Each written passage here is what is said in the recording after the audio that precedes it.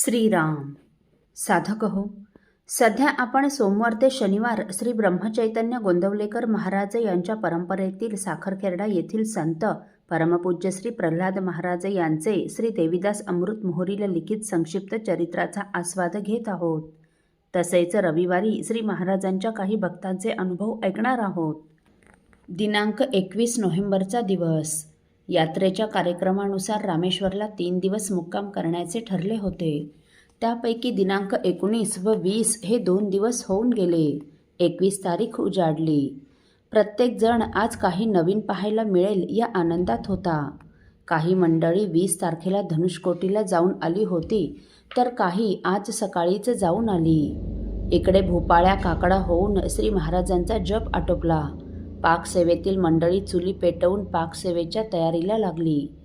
श्री महाराजांनी रामरायाला अभिवादन केलं आणि त्यांचं मुखावलोकन करीत असतानाच ते श्री रामरायाशी मौनाने काही संवाद करीत असावेत असं त्यावेळी जवळ असणाऱ्या मंडळींना जाणवलं. श्री महाराजांनी श्री रामरायाला पुन्हा जमिनीवर डोके टेकवून नमस्कार केला आणि सेवेकऱ्यांना म्हणाले, यात्रेच्या संयोजक मंडळींना बोलावून घ्या. ती मंडळी आल्यावर त्यांना व इतर सर्वच मंडळींकडे पाहून महाराज म्हणाले, आज आणि आत्ता आपल्याला पुढच्या प्रवासासाठी निघायचं आहे. तेव्हा संयोजक म्हणाले, महाराज, आज आपला येथे मुक्काम ठरला आहे आणि पाकसेवेतील मंडळी तर चुली पेटवून स्वयंपाकालाही लागली आहेत.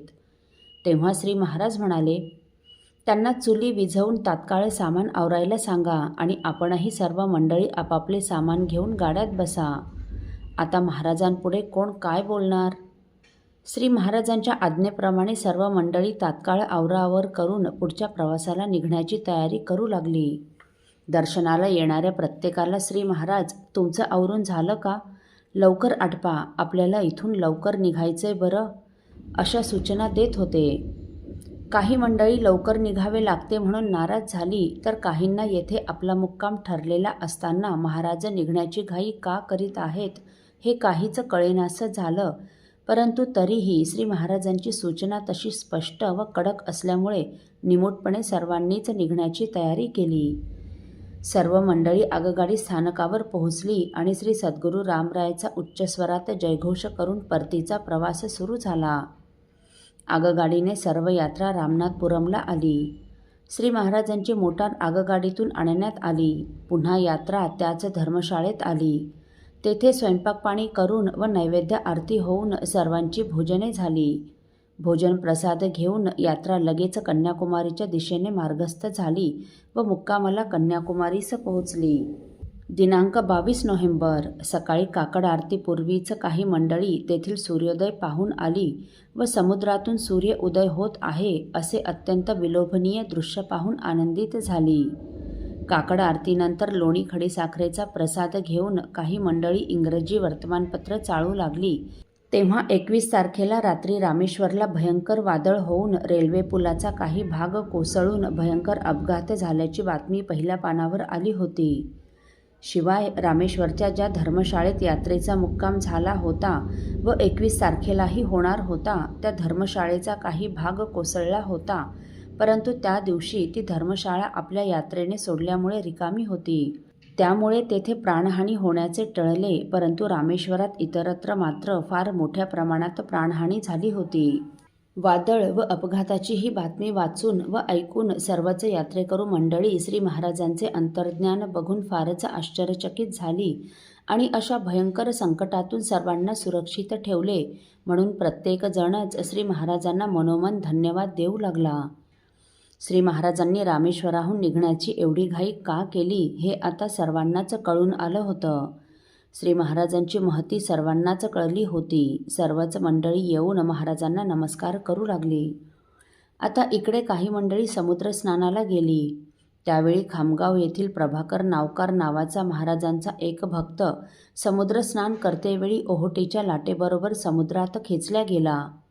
नावकार दिसत नाही हे पाहून तेथील सर्वांनीच नावकार बुडाला, नावकार बुडाला असा एकच गोंधळ केला. कानोकानी ही बातमी त्याच्या मातेच्या कानावर गेल्यामुळे तिने एकच आकांत मांडला. श्री महाराज समोरच बसलेले होते. तिने श्रींचे चरण धरून, महाराज, माझ्या लेकराला वाचवा हो, म्हणून मोठ्याने हंबरडा फोडला. महाराज म्हणाले, माय, रामराय पाठीशी आहेत, ते त्याला वाचवतील बरं. परंतु माताच ती, तिचं समाधान मात्र होत नव्हतं. इकडे नावकार समुद्रात बुडाल्याचं ऐकून समुद्र तीरावर बरीच भक्तमंडळी जमा झाली. लाटा सारख्या येत जात होत्या. खोल पाण्यामुळे व उंचच उंच अशा लाटांमुळे समुद्रात उतरून नावकाराचा शोध घेण्याची कोणाचीच हिंमत होत नव्हती. परंतु श्री महाराजांची कृपा काय सांगावी. अहो, काही क्षणात एक उंचच उंच व अतिशय भव्य अशी लाट येऊन त्या लाटेबरोबर हा प्रभाकर नावकार एका खडकावर येऊन आदळला. लगेच मंडळी त्याच्याकडे धावली. त्याला बऱ्याच ठिकाणी खरचटलं होतं, परंतु तो सुरक्षित आहे हे पाहून सर्वांनाच अतिशय आनंद झाला. श्री महाराजांचं आशीर्वचन खरं झालं. त्याची आई शोकाकुळ अवस्थेत असताना तो आईजवळ पोहोचला. मातेने त्याला जवळ घेतलं व लगेच दोघेही श्री महाराजांच्या दर्शनास आले. तेव्हा ती माता अत्यंत गहिवरून श्री महाराजांना नमस्कार करून म्हणाली, महाराज, आज केवळ तुमच्या कृपेने माझं लेकरू वाचलं पहा.